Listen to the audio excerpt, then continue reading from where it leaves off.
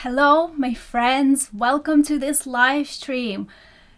Today, I'm gonna do this thing where I'm gonna attempt to give myself advice to a younger self. What I wish I would have known when I was in my 20s, which is not that long ago, but still, it's like a whole different era. And this topic was actually I decided on this topic during last week's live stream when Alicia, who was watching, said something in the comments. And I don't know what it was, but I was like, wow, that's actually a really good idea. Meaning, that's like a fun thing to reflect on. What could I tell my 20-year-old self? And then, okay, cool. I just got a technology check confirmation. Awesome. So, yes. And I actually started researching this, and it's a thing. People make these types of videos, what advice would I give my younger self? So here we are. Here I am looking to give advice to my younger self. Welcome to the live stream. If you're here live, put a thumbs up or say hello in the comments. I want to know that you're here, that we're experiencing this moment. Imagine I am talking right now in a moment. This is not a recording, right? We're actually in this space at the same time, which I think is so awesome. I thank you for being here. Cool. Cindy, hello. Good to see you. So, have you seen or heard of the movie My Sassy Girl? My Sassy Girl. Have you even heard about it? So it's a Korean drama, but it's actually a romantic comedy, and I think it's the best romantic comedy that I've ever seen. I won't give away the punchline, and if you want to be in for a treat, you can watch it. My Sassy Girl. The premise is that there's a young teenage couple that for the circumstances they're not able to be together, but they're in love, and so they decide to give each other like a time capsule. They write a letter to each other, but they don't show it to each other, and they put it in a little container, and they bury it under a tree, and then they decide 10-20 years we come back here. So very interesting thing, and then things unfold from there. So now it's kind of like I'm creating a time capsule, but to the past, sending this message to the past to see, there are absolutely no regrets, and my journey is my journey. My path is my path, just like your path is your path. It's interesting to reflect, if I had the knowledge and experience and wisdom of my current self, how would I have acted differently in my 20s, right? So that's the point of this conversation. So hello, good to see you all. And also I have decided, right, after a lot of reflection, that I'm gonna do this live stream today, and I'm gonna do one more. There's a topic I really want to discuss, and then I'm gonna put a bow on this series, and I'm gonna give them a rest. There are a few things that I really wanted to share live, spoken things, and I'm kind of coming to completion. I'm actually feeling like I've said already a lot of what I wanted to say.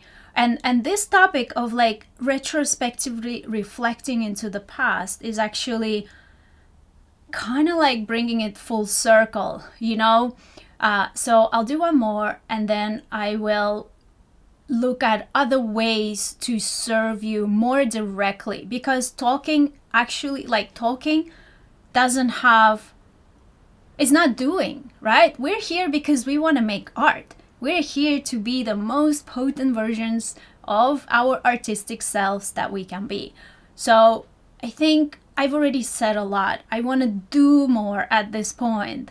So there's one more that I'm going to do hopefully next week, and then we'll see where we go from there. Cool? All right. So my advice to my younger self. So point number one. Hi, Marisa. Yes, good to see you. Wow, from Japan. That's awesome. Thank you for tuning in live. Yes. So, what I would, the message that I'm sending to my younger self. So, number one is that your art skill is not your worth. So your worth as an artist is not defined by art skill. I wish I would have known that when I was 20 or even younger. I wish I would have had this distinction between skill and worth. Because in fact, it's true for anything. Being good at something gives you certain status, right? But being good at something is a result of practice and work 100%, and gaining the skill definitely gives you more value. You become more valuable to others, but it's not your worth as a human being, as a creator, as a that idea of talent. So your art skill is not your worth. Now, an art skill also, I believe, is something that you just grow indefinitely for your whole life. There is no end point to art skill. I hope that I am increasing my art skill all the way, as long as I have hands and I can hold a pencil and I can draw, I'm going to be increasing my art skill. So yeah. And I think knowing that would have saved me a lot of drama from questioning whether I can do art. I could have stopped questioning and started doing way sooner. And doubt kills more dreams than fear ever will. Doubt kills more dreams than fear ever will. So I lived in that doubt for a very long time, and I was leaking energy to this doubt. I was not doing because of this doubt. And I could have improved my skill a lot sooner. And it often actually happens in childhood. I've heard this story after story after story from our Kawaii Drawing Club members and even students from the past when I was teaching a course, which I plan to do next year again. So, they were a person was told something when they were a child by an art teacher that didn't really think much of it, just said it in the passing, and that has shaped the whole life for that person all the way until their 40s, when they realize actually nobody needs to tell me my worth. I can just decide to start doing art if I want to, right? That comes in your 40s, that type of self confidence, I guess. So my husband has this story. He likes to write poetry, and so he's Hispanic, and they have this concept in the Spanish culture of duende. Duende is, when you're watching someone dance and they're so in a moment and they're just their creation is contagious. You're just watching them, right? And you are actually experiencing, you're moved by their actions. Same with poetry. One thing is to write the poetry, Shakespeare, right? Let's say you read the Shakespeare and you're wow, how could he combine words in such an exquisite way? And the other thing is delivery. Who is reading the poem, right? So that's duende, that it's intangible. And so he had this teacher that for some reason had this idea in his head that duende is either you have it or you don't. And he told my husband when he was a very young boy that he doesn't have duende. Oh, it just breaks my heart. And he kind of just, he took this passion and he put it in his pocket because he thought he didn't have duende. So why bother? Why ever even do it if he doesn't have it? The thing is, duende comes with experience. Now we know about the different stages of learning. You started as a beginner. When you're a beginner, you need rules. You need to imitate. You need to copy stuff because you don't have any vocabulary for your creativity. Like you haven't learned even to speak yet in using a metaphor, right? So you're a beginner. Then you go to advanced beginner and you still use rules, but you're able to now introduce a little bit of yourself into it. Then you become proficient. Proficiency is, that C level passing. It's where most of us actually stop with a skill. Is where you can do it good enough, you can kind of come up with the result, you can follow a process, you can sort of make it unique. It's good, it's marketable, it's commercially viable. That's proficiency. And then there are actually 2 more levels after that, which is, I don't remember what comes directly after proficiency, but the highest level is expert. So when you're an expert, you no longer need rules. In fact, rules get in the way of your creativity because you're so in a flow that you cannot stop and think logically about the rules. You'll actually fall out of the flow, right? And it takes years and years of deliberate practice to get to expert. But when you're an expert, guess what? The person who is watching you create thinks you've got duende. Because you make it look so easy, you make it look so seamless. You are contagious with your with what you're doing. That's duende. So how can you tell a child they have it or they don't have it if they haven't reached the expert level? And in some ways, nobody wants to really hurt someone else on purpose. I really don't think that teacher wanted to limit the creativity of my husband. No way. I think he said it actually out of his own lack, out of his own pain. This is probably something he tells himself. And maybe, right? I don't know. But my theory is that he's actually transferring that onto his pupil. So that's one example. And a similar thing happened to me when I was a child. Like, if this is resonating with you, if you can think of either something that was said to you as a child or you've heard a similar story, like, let me know in the comments. Comment on this post because it's really important to actually be aware of this thing. This is why I'm making it this number one thing that I would tell my younger self. I think that I am doing this in the order of priority, Yeah. So I had a similar kind of thing culturally growing up. There was a very strong idea of giftedness in the culture that I grew up in. But even more recently, when I was an adult and I was studying graphic design, coming from a software engineer background, you can imagine I don't have much experience in visual proficiency at that point. I'm fresh out of a cubicle of a corporate job, went into graphic design before doing art school, right? That was like my gateway into art school. I could see myself switching from programming to graphic design, but to go from programming to artist was like a too big of a leap. So I was like programming, graphic design, then artist. So as soon as I started school, graphic design school, we had a typography class. And the teacher there was, and this was like 20 something. I was like 20, I don't know, 27 maybe.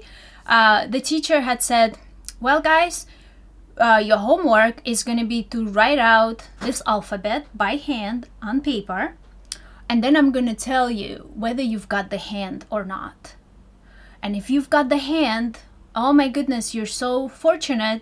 For your class project, we had a big project to do each term. For your term project, you can design a handmade alphabet based on your handwriting. And if you don't have the hand, then you get to design something that is like using graphics, right? Like you're just gonna take an existing font and you're gonna modify it and you're gonna come up with your own font. It's like, and I didn't even think anything of it at the time. I was like, okay, fine, I'll write out the alphabet, so I did. And I was really close with that teacher because typography has always been fascinating to me. So I put in like 150% into that class. I remember speaking to him privately, and he said, you know, Tatiana, you've got the hand. You definitely have the hand, and you can go ahead and do this hand, whatever, alphabet by hand. But I haven't got the hand, and I've never been able to move past that. And again, like, I didn't think much of it at the time, but I'm just thinking of it now. Like, if I could reach out to him, to the past, and just tell him, like, practice. Having the hand is practice, you know, correct practice. There is a right and a wrong way to do practice. Like, that's so true, you know, but there's so much literature already about the right way to do practice, deliberate practice, the levels, the stages, like all of that. So it didn't stop me then, but it made me also realize that there is still this type of thinking. So that was already in Australia years and years later, different culture, different social context. There is still that insistent belief of having the thing, whatever the thing is, that if you don't have it, you can't do art or whatever it is that you want to do, you know? So I want to tell my younger self that a skill is an acquired thing, and your worth is not, and your, not just your worth, but your potential is not defined by your skill. Yes. So Alicia says, I was told the same thing by my art teacher. Oh, didn't stop you. I'm so glad. Did it stop you for a bit? Or did you just brush it off and keep going? Which is interesting too, because I've seen children that are so confident and like secure in themselves. You can tell them that and they would just say, yeah, okay, you're stupid, you know? And that's awesome. Like, to raise children like that is something I aspire to do, you know? That the external criticism doesn't actually affect their internal worth. Oh, okay, so you actually answered my question. You said that's why I stopped doing art in grade 8. Yeah. I mean, you know, like I said, there are no regrets. Our journey is our journey. We learned along the way, I'm sure, and it is shaped this way. This is kind of like, if I could have had this knowledge back then, I would have liked to, you know? Yeah, but we're here now, right? So, number 2, the thing that I would tell myself, my younger self, is that sequence of doing things is important. Sequencing is important. And let me unpack that, because that's like not very clear. So yes, you know, we want to do so many things. And even now I want to do so many things. YouTube channel and art and social media and membership and sales pages and courses and gardening and like so many things, right? But what's important is in which order do you do each thing and at which season of your life, you know? So sequencing is important. Now, as a 20-some-year-old, what I did, fortunately, you know, very quickly quit my corporate job because I just couldn't do it. Even no matter how much discipline I gave myself, you know? And I went traveling around the world. And that's what I think you know, this is the right thing to do in your 20s. Personal opinion, I'm not like saying you should do that if you're 20 something and listening to this. Like, what I'm saying is, like, looking back, 20s is for experimentation and gaining a broad range of experience. You know, it's interesting. We just had this big discussion on consistency at the Kawaii Drawing Club, and it's stirring up all kinds of thoughts and insights, and like, I am going to dive in so much deeper into this. But like, my main point in that discussion was like, yes, consistency is what gets you results. It's true. And consistency is a result of experience. When you're first starting out, you don't have enough input points to be consistent. But as you figuring out what you like and what you don't like, then you begin to have consistency. So 20s, in my opinion, is for doing lots of different things. You know, like doing a corporate job, doing traveling, doing art school, doing graphic design school, you know, like didn't have the mortgage, didn't have the children yet, didn't have much of like anything. You know how many times I have packed up my house, sold everything, moved. Then in a new place, accumulated new stuff, then packed up everything, sold it, moved. Like 3 or 4 times. And in that period, I moved countries 3 times, you know? I don't want to do that now. I really don't, you know? I'm a mom. I have 2 children. I love my homestead. I don't want to go anywhere. But back then, okay, so here's the thing. If I didn't do that in my 20s, could I confidently be anchored and grounded now, knowing what's involved in all the moves and everything, and like seeing the world? Could I be grounded now, being a mom, if I didn't do that in my 20s? And that's a question for me to ponder, you know? But I'm glad I had all of those experiences. So, and then 30s, in my experience, is kind of like doing the work. It's like the grind, the hard stuff. After having like played around, this is where the rubber hits the road, you know, like this is when I began having children. And with that, like the whole mindset have changed, priorities have changed. Suddenly I want to have a house. I want to have stability. I want to have a business that I can do from home. Like that's when my business was born. After my son was born, immediately I was like, I need to buy a house and I need to start a business. Like immediately. Isn't that funny? But if I wanted to force myself into it when I was 20, just because I read it someplace, could I have done it? And like some people do, that's perfect. I don't think I could have, right? So this is advice to my younger self. Yeah. So, ooh, Mary, good to see you. Hey. So Mary says, I was discouraged by drawing because of a vision problem as a child. I was 29 years old before someone explained the problem. Yeah, and I was 75 before a child told me I could learn to draw. Oh my gosh. But you know, you got there, right? That's what matters. Yeah. So sequencing is important. Doing things when it flows is important. And then things do really fall into place. So I heard this quote from Gary Vaynerchuk. I don't know where he got it from, but I don't know. So he had this whole talk about don't try to be 40 until you're 40. Don't try to be 40 until you're 40. And his point was very much like, don't try to buy a house and like have debt, have like a lot of responsibilities, right? Like when you're a teenager, like that's just not how it is. So I always like say, like when I have a decision to make, I'm asking myself, am I trying to be 40 before I'm 40? You know, I'm actually past 40 now, but I still use that what do you call it? Like that framework of thinking, you know, am I like preempting myself? Yes.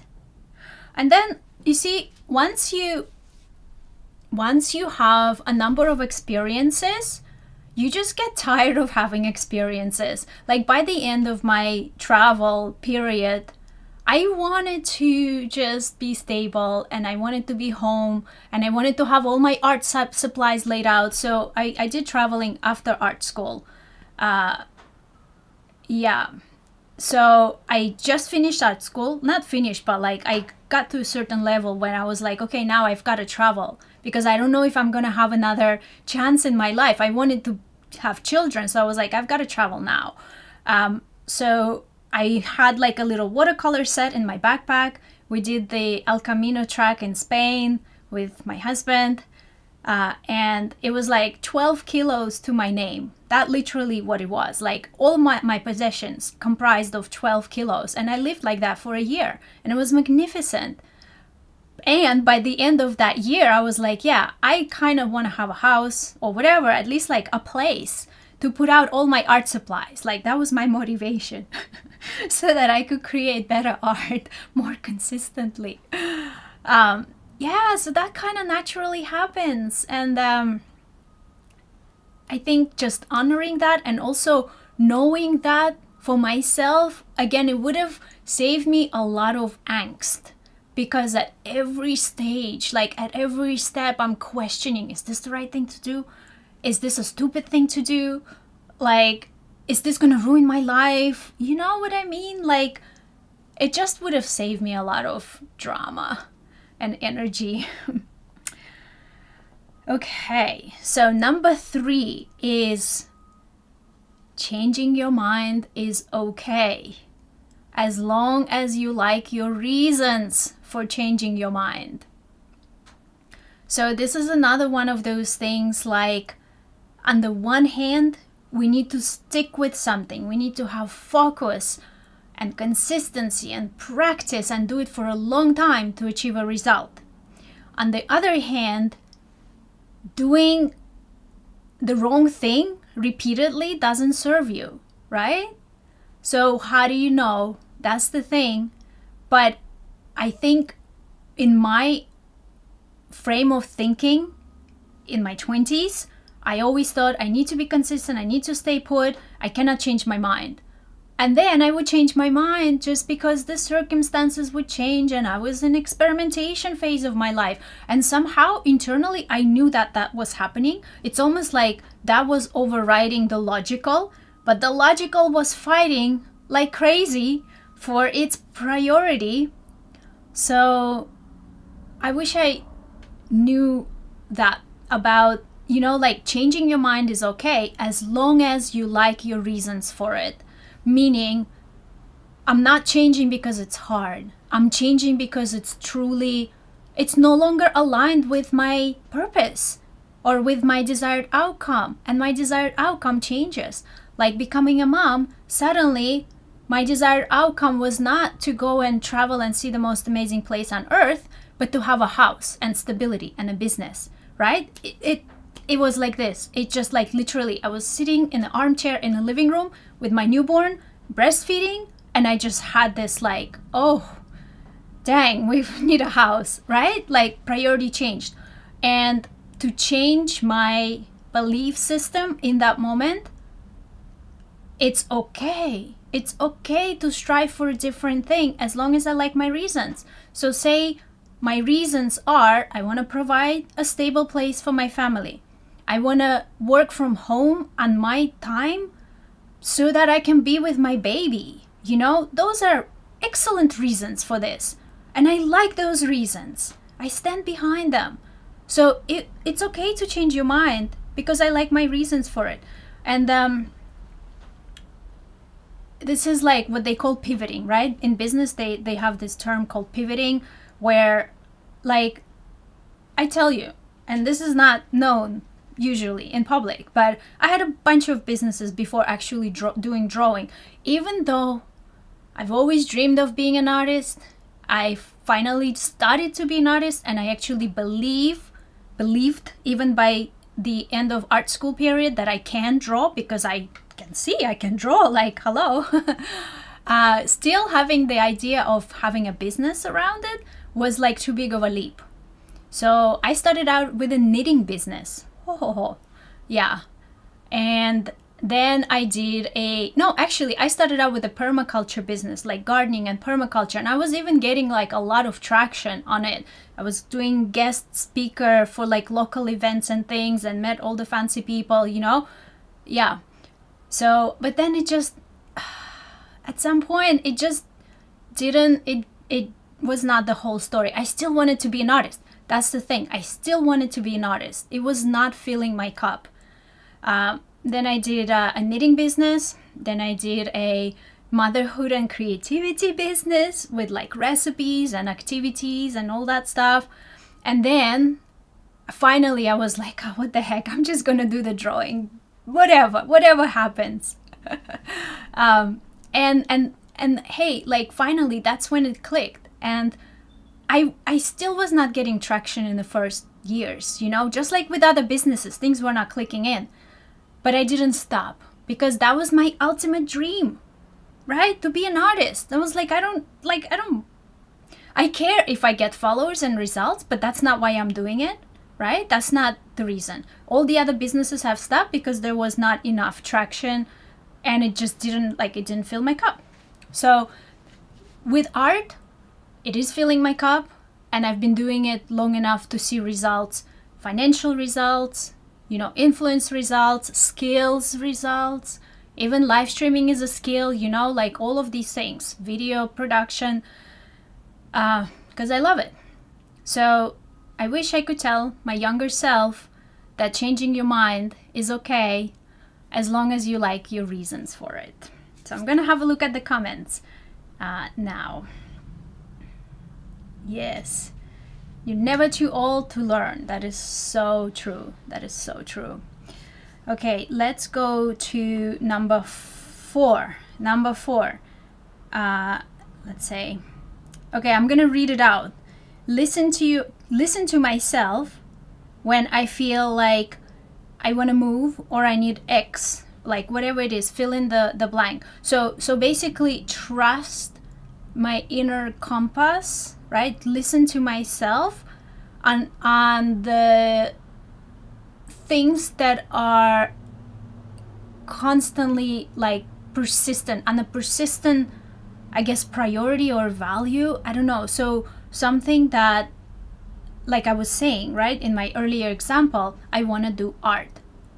I wish I would have listened to myself more and not try to sweep it off and think like, I don't know, maybe that's wrong. Maybe that's not actually true. Like in some level, I knew it was true, but I didn't trust myself. I guess so number 4 is trust yourself. There we go. We found it. Trust yourself. Once I had this realization that I want to have a house and stability after becoming a mom, we spent 2 years looking at different properties and all that stuff. So that was 8 years ago, just for context. And at every step, I was still questioning, is this really what I want? Is this really what I want? Do I really want to commit? Like the idea of mortgage, like you can imagine, to a free bird that traveled the world before that, the idea of having a mortgage was terrifying. And somewhere deep inside, I knew that that's what I needed right now for my next leap, for my next phase of life. That's what I need. But I really was scared of the commitment. Yeah. So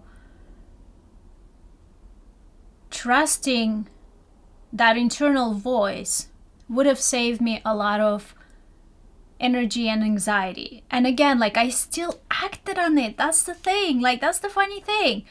And we ended up buying a property 4 years later. So from that moment when I was like, okay, we need to be stable, we ended up buying raw land 4 years later, or even 5, I think. So that's how long it took us to actually take action on it.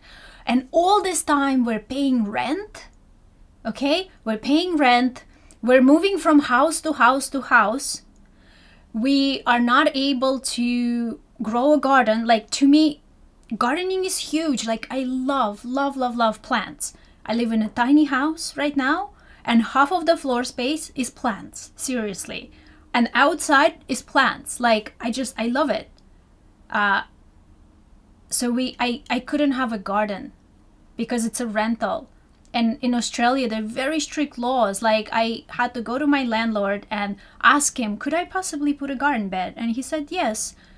Present me with a plan of the layout, like how many square meters, where you're going to put it, where you're going to grow. I was like, oh, fine, here's the plan. So I gave him the plan and he said, okay, you can do it within this boundary, but you need to take it off when you move and you need to replant the lawn. Like, yeah, okay, I did all of that, but it's not like I could plant my fruit trees. I just couldn't go into it with my whole heart, because it was like unrented land, And then the next 2 houses where we lived, I didn't even bother starting. And so we did end up buying our dream land after 5 years, but we could have saved all that money. Like, imagine the 5 years of rent that we paid. That's probably $200,000 that we could have invested into a property. Like, even if it wasn't the dream house, we could have bought it then, lived in it, and while we found our dream block of land, refinanced, used the leverage, the equity from that. Like, these are the things I know now. I didn't know any of that back then. But I didn't even seek. The information was one book away. I studied up on finance and real estate investing, and now I know how I would have done it. Maybe point number 4.2 is like, study finance, study investing. In fact, like, that's going to be my bonus points. I have 5 altogether, but that is like so important. So if I knew these things back then, I could have made very different choices. And right now I would have a real estate property that's invested and rented, and I would still have my land just like I have now. But I didn't know. So the second part, like, so that was one thing, like buying a house, trust that call. The other call was like do art. That was earlier call to trust that. And the third call is that I've been having is like, I want to live on my own land. So that not just like a property, but land. I love land. I love the bush. I don't know, there's like a connection to the land. And we've had this block of land for probably 4 years. Like, I don't exactly remember the years, but a long time. We got it when my daughter was born, and now my daughter is 5, so, and all these years we paid the mortgage on it and we paid rent, and we didn't actually use it, but we could have. And then when the pain of not doing it became bigger than the fear behind the transition, when we gained complete clarity on like, yes, this is what we want to do as a family. We want to go and live on this land that we bought. It's the dream block, it fulfills all of our requirements, but there's nothing on it. There was like, it's raw land. There's no running water, there's no electricity, nothing. Like, how can we make it happen while having all of the council regulations in place, and we are doing everything to the letter, nothing outside, So how that just felt like insurmountable at the time. But with a little bit of education, a little bit of research, and a lot of determination, we figured out how to make it happen. We put a tiny house, we connected electricity, we connected the services. It was all right there. It's in the town. It's all available. All we needed is to actually decide, yes, we're doing this as a family, right? Affects everyone. And we moved here a year and 3 months ago. Finally, we moved. We finished our lease, haven't paid rent since then. And I cannot tell you the relief and the feeling of like just peace that this brought to me, this move, And look, day-to-day life is a little bit harder than when we lived in a house. It's a smaller space, so we always need to be tidy. It's a smaller space, and half of it is taken up by my plants, And I love it. I love it. And in terms of like my art studio, for nearly a year, I had to work from a neighbor's spare room, because my studio was not ready. And we had to figure out, how do we make the studio happen quickly within our budget, so that it fills the purpose. And guess what? We figured it out. Like, that's my point. So, and all of this starts with trust. Trust in feeling that this is important and I want to take action on it. If I listen to myself, we could have done this the same year that we bought the property, right? That's 4 years of rent that we could have saved ourselves, on top of the original 4 years before we even bought the land, right? Like, hundreds of thousands of dollars we could have saved, along with peace, I'm not sure how much I gained by living in rental houses. I'm sure there are benefits and learnings, but perhaps I would have had other learnings already living here. So that's my point. Trust myself. When something feels important, trust that it actually is. Even if logically it feels difficult. Okay, and so number 5 that I have, and I'm just gonna quickly look at the comments, because look, I really appreciate that you're here live.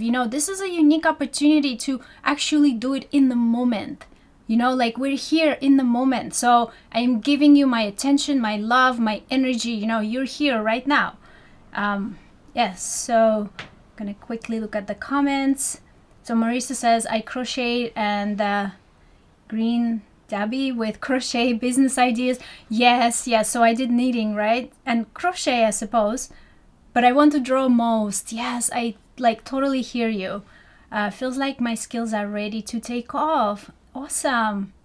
With crochet more easily, but I enjoy growing and drawing. Yes, exactly. See, that's the other thing. And you bring up a really good point. Sometimes it's easier to do the thing that's not exactly aligned, but easy doesn't always mean it's sustainable long term, right?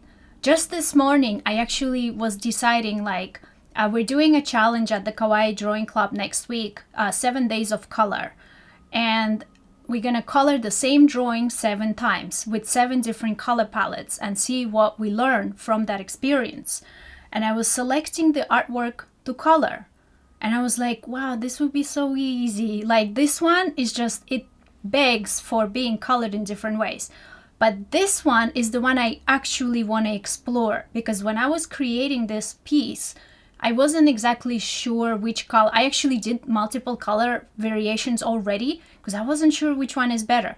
This is the one that would be really fun, but harder. So I was debating, do I go with the easy one and just get it done? Do I go with the harder one? And this is when I create rules of thumb for my life for future. And what I landed on is do the one that gives you energy. So not necessarily to say pick the harder one, right? That's not the point. If the easier one is what fills you up right now, then do the easy one. And if the harder one is the one that fills you up and you feel passionate about, then do the harder one. So do the one that gives you energy. So in this case, I'm going to go with the harder one because that's the one I actually wanted to do. So really good point there. Oh, the green was a typo. Oh, okay. Yes. Awesome. Alicia thought that maybe Marisa liked to crochet plants. Yes. So number 5. The number 5 thing that I would tell to my younger self is to practice self-love. Self-love is to learn self-love. I didn't grow up in a culture of self-love. And as a teenager, as teenagers do, there's a lot of body drama, and my hair has always been really, really, really fine. That's the hair I'm born with. I don't know how to make it really thick, but I can learn to love it. I can learn to style it in the same, in a nice way. I can find hairstyles, right? If I focused on it. And self-love is, again, something that if you didn't grow up in that environment of self-respect and self-love, you can learn it. So for me, that journey actually began when I was launching my first digital course, the Digital Course Academy, Kawaii Drawing Academy. That was 2020, I think, or 21, something like that. And I was struggling a lot with the idea of doing live events and all that stuff. So I got mindset coaching. And I thought I would get mindset coaching so that I can be better at business. But the first thing that we started working on was actually what my coach calls having your own back. And it's that self-love and self-respect and not self-bashing. Not self-bashing, not punishing yourself, whether vocally or subconsciously. And that's like a really tricky one. I bet, I would imagine if you dig deeper, even if you don't think you do it, you might find occurrences when you do it.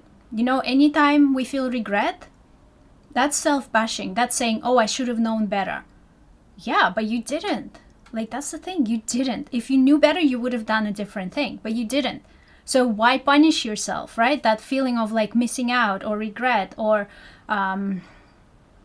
disappointment, all of these things are self-bashing and they don't serve you. They don't give you energy. They just take away your energy. So it's like that. Like, I either win or I learn, right? There is no fail.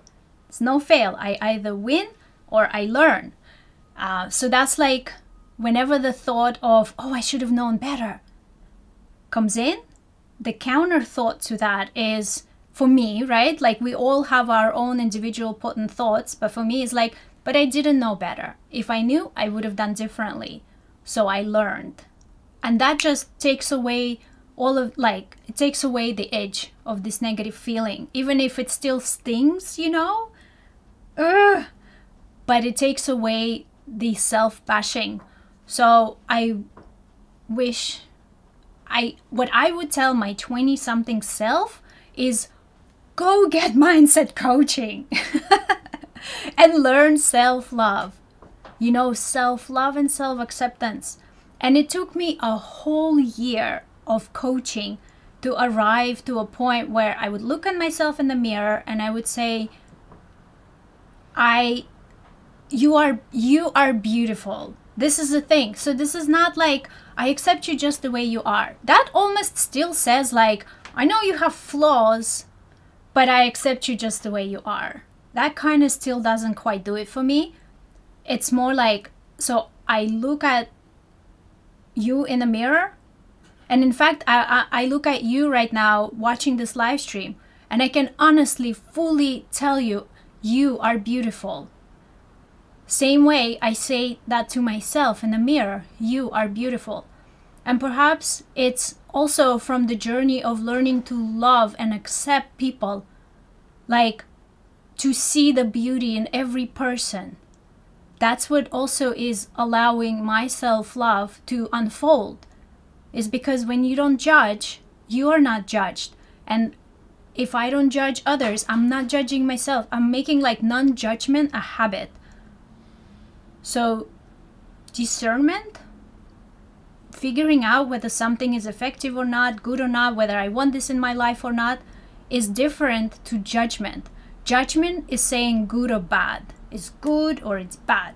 And if it's good, I'm jealous. And if it's bad, I feel myself superior. That's judgment. Discernment is like, ooh, interesting, neutral. This is what it is. Now, do I want this in my life? Yes or no? Yes? Okay, let me go ask this beautiful person how they do it. No? Okay, well, they're on their own journey and I honor and respect their journey. And this understanding came, like this way of thinking came from coaching, from being an educator, from working with so many different people and seeing them unfold, like open and produce amazingly creative stuff at the Kawaii Drawing Club, at the Kawaii Drawing Academy when we did it, just being in my world and in our collective, like in our community. So seeing people blossom, I can now honestly say that we are all creative. This is not just a cute thing to say, I say this from knowing, from having seen it and seeing it. And this is my purpose. This is my purpose of doing, of standing in front of you right now, talking, of creating videos on how to draw. And when I go to create a video, it's all about how can I best deliver this? for me, the idea of like, oh yeah, and I've got to promote this and I've got to remember to mention this freebie, and like, this is actually important. I'm not dismissing that, but it's not something that comes to me naturally of always thinking like, okay, so what am I promoting? What's the, whatever, the thing that I'm wanting people to do? Like, what I'm wanting people to do is to make art. So I literally have to, like, in my tutorials, I have to put a big, all caps, mention the freebie here. So, because I just forget, you know? So, yeah. So, that's my purpose. And self-love, I suppose, is like, it's one thing. It's loving the self and loving the humans around me, you know, treating them with respect and like ultimate letting them be. And when I let others be, I actually can be myself as well. It's like an interesting dynamic. So I would like to tell my 20-something self these things. Like, life would have been a lot more interesting and fun, I imagine, if I had this knowledge back then. But I didn't, and that's a fact. And that's why we have a journey. That's why we have the 20s and the 30s and the 40s and all the years that come after that. So in conclusion, here's what I also have figured out while preparing this presentation, is that I've just delivered all of these messages. I put them in the capsule and I send it to my 20-something self. Now, but I'm 40-something right now, and I have all of this inside. And do I really want to, like, this actually goes back to, do I really want to be 40 before I'm 40, right? Do I really want to have all of these insights and not have all of these experiences along the way? You know, like, I guess the point is that I am here now, and it's about what I do going forward. And same for you. Like Mary was talking about, that it took her until she's 75 for a child to tell her she can draw in order to start drawing. And now you're drawing. Like, that's what matters. Now I'm 40-something, living on my land. That's what matters. Where to from here?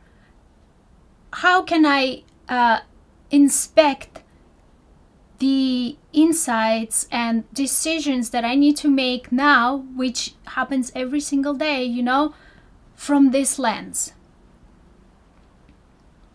You know, so that's what I want to like leave for you as well. Having this extra information, how does that change your life or not? And that's okay too, you know.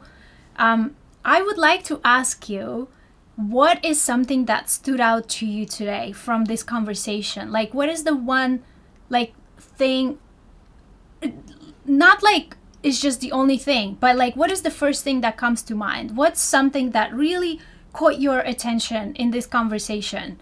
I'm gonna have a sip of water in the meantime.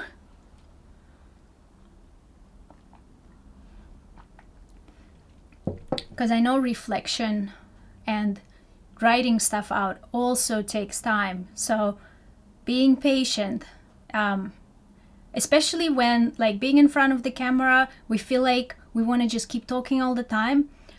So I just did a huge online learning facilitation workshop last week, and it's incredible how much time the speaker actually gave us, quiet time. So I'm gonna do that for a minute.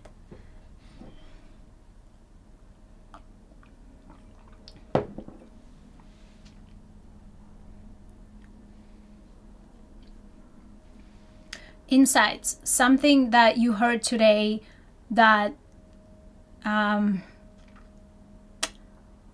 stood out to you. Share it in the comments.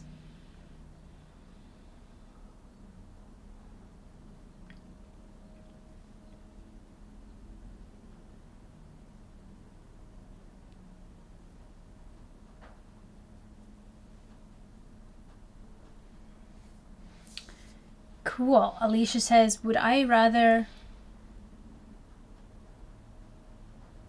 Oh, Okay, so the insight or the experience that got me, and don't be 40 before 40. Yes, I've always been told that I'm X turning 40. Oh, yeah, right, like you're 10 turning 40 or 20 or 30 or whatever.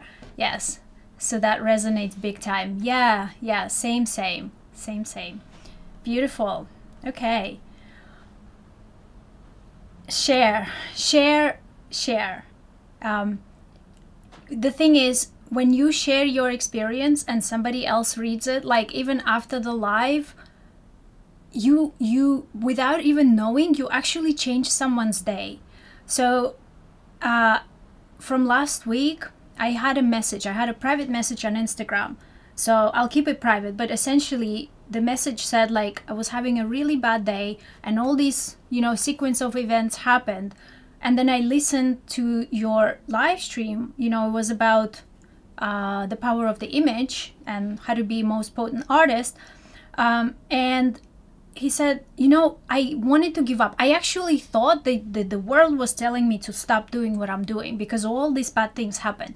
But I watched your video and I realized there was actually a test and I must keep going. So I turned around and I ordered the things that broke, and I'm just like stronger than I was before, So sometimes you might say something that you don't think is significant, but to someone else, it's exactly what they need to hear. So I really encourage you to engage and share. It's okay, share in the comments. And I really, really thank you for being here today, and keep creating, keep doing your work. You are beautiful. You are important. You are worth the world. And I hope to see you again next week for our final live stream. For now, same time, same place. Bye for now.